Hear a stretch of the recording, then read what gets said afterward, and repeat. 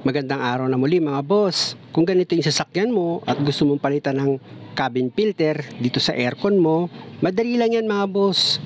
Ang gagawin mo lang naman dyan, buksan mo yung glove box mo.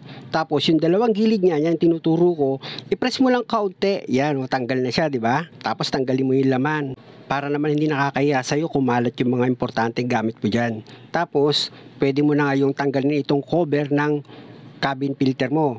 Nakita mo, diniin ko lang yung pagtanggal sa gilid niya. Ayan, ganun din dito sa kabila. Ipipress mo lang yun. Ayan, tinuturo ko. Ididiin mo lang yan mga boss. Sa kabila, ganun din. Ayan, ididiin mo lang yan. Matatanggal na yun sa pagkakalak itong cover niya. Tapos, pwede mo nang tanggalin itong lumang cabin filter mo or aircon filter. Mahalaga kasi mga boss na updated kayo sa pag-check niyan. Dahil unang-una, pag nagbara yan, hihina yung lumalabas na hangin sa inyo, pati lamig maapektuhan. At ito na yung bagong aircon filter mo or cabin filter.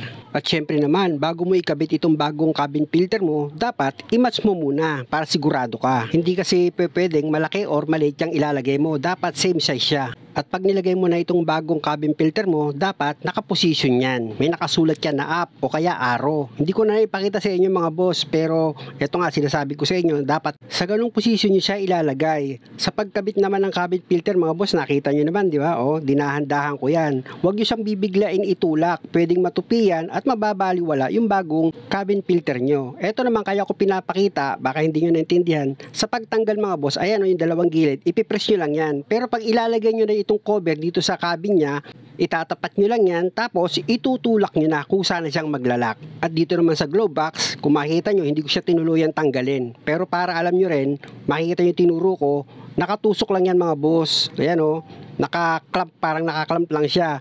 Ngayon, kung gusto niyo naman tanggalin, pwede hilahin niyo lang siya pababa. Ayan nakatusok lang siya Style clamp siya di ba? Ang diskarte diyan mga boss, pag naitapat niyo siya dun sa pinagkakabitan niya, itulak niyo lang siya pataas. Maglalak na yun. At pag naglock na, sa dalawang gilid niya naman, ipipress niyo lang siya papasok.